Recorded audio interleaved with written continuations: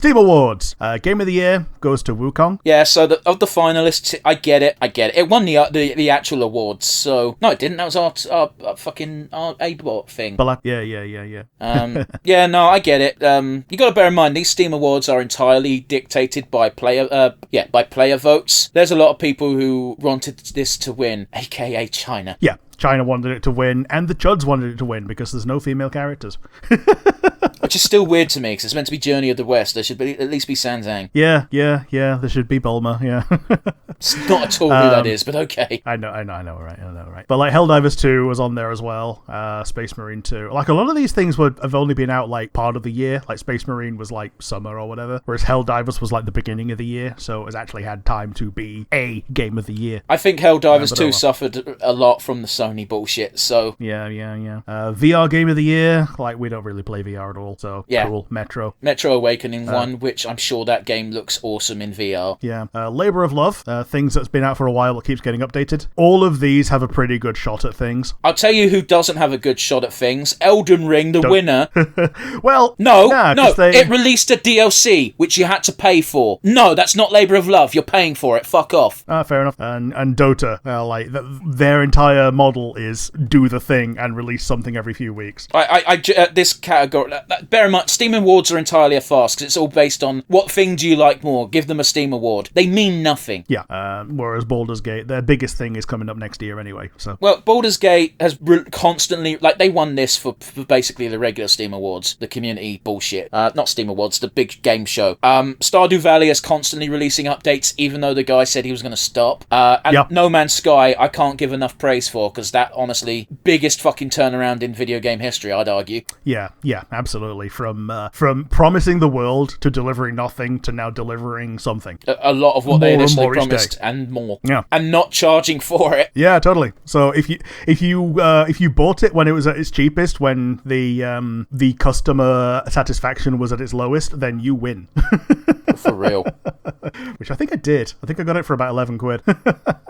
Best on Steam Deck. So I don't know how good God of War Ragnarok is on the Steam Deck, but I can tell you that Rogue Trader is very good on the Steam Deck, and Hades 1 is very good on the Steam Deck, so I'm assuming Hades 2 is. So I'll tell you this for free, Rick. I've played God of War Ragnarok on the PlayStation. That game is gorgeous. It's awesome. It's fun. It was one of the best games of the year. However, I can't imagine it, 1, runs well on the deck, and 2, looks anywhere near as good on such a small screen. Oh, it doesn't look as good. Like, I've gone from fully cranked Dragon Age to almost minimum settings Dragon Age. The minimum settings look okay on a small screen. That's not it.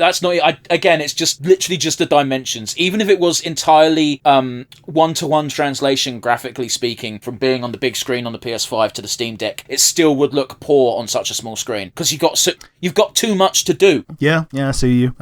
The extreme of this is when they released like Xenoblade on the 3DS, and you couldn't see anything because the screen was so small. And like part of the joy of that is just looking around and taking things in. But yeah, I get it. Yeah, Rogue Trader and Hades 2's art style screams this will be fine on the deck. I almost said Switch.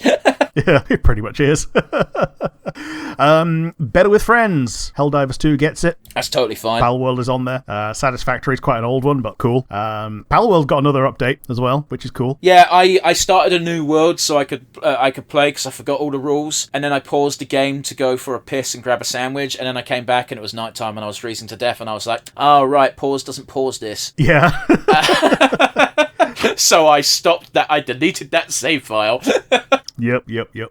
Visual Award, Silent Hill 2. Fine. I don't agree with it, but fine. I've not seen the ones that I've not seen. I've not seen Neva or Nine Souls. I have seen Metaphor, and that's just Fantasy Persona, obviously. It's one of those where Silent Hill 2 is more about a more graphically impressive modern version of the original Silent Hill 2. I don't think it's outstanding. I certainly don't think it's unique either. Yeah.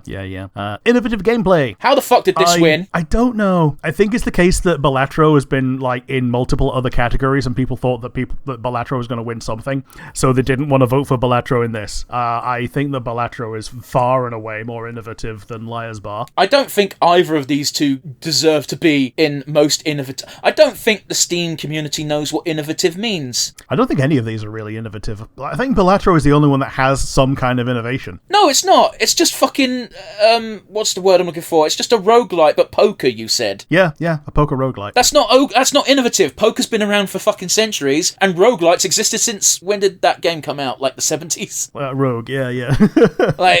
And it's older than Windows. I will give it credit where credit's due, Balatro that is, in that it's more innovative than Liar's Bar, which is the game of bullshit and Liar's Dice, but also there's a bit of Russian roulette. That's just taking two things that already exist and mashing them together. And honestly, it's not even doing that. It's just a punishment for losing. Yeah, that's the punishment for losing, and the other thing is you can move your mouse. I played my first game of Liar's Bar the other night, and I was playing with a bunch of Russians, and it's the most fun I've ever had. Because they were just talking mad shit, but in English for some reason. I guess because I came off as English, and I just love the Russian accent. It's so funny to me. Sure. Best game you suck at, Black Myth Wukong. Fine, whatever. This won like 3 awards. It's the popular vote. I get it. Yeah. Best soundtrack. Red Dead Redemption 1. None of these games deserve to be in this because 4 of them. I think Frostpunk 2 is the only game that came out this year. Yeah. Like, Red Dead Redemption technically came out this year on Steam, but its soundtrack is not impressive. No, and Horizon came out like last year on the PlayStation, so it's not a this year game. It's just this year on thingy. And if someone says their Steam. favourite thing about Fate Stay Night is the soundtrack, they're fucking lying. Yeah, it's clearly the scene where Tosucker is sucking, licking. Yeah.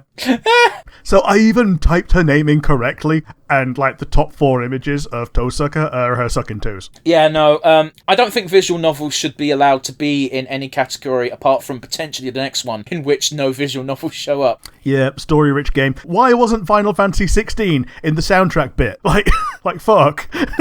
Rick, because as well as the people actually winning getting voted on by the Steam community, so too are the nominees, and the people nominating are stupid. Yeah.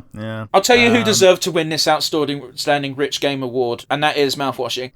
Okay, I've not played it. Yeah, don't worry, I'll be talking about that in a bit. Okay, and the Sit Back and Relax Award didn't go to TCG Simulator. It went to Farming Simulator 25. I've got to be... Apparently web fishing is also actually pretty relaxing. I've got to be honest with you. I think this is the only category where I agree with every single nominee. Like, I don't like Farming Simulator, the franchise. I think it's boring, but I get it. Yeah, it's a de-stress, decompress game. Like, for real. It's... yeah. But yeah, that's it for the Steam Awards.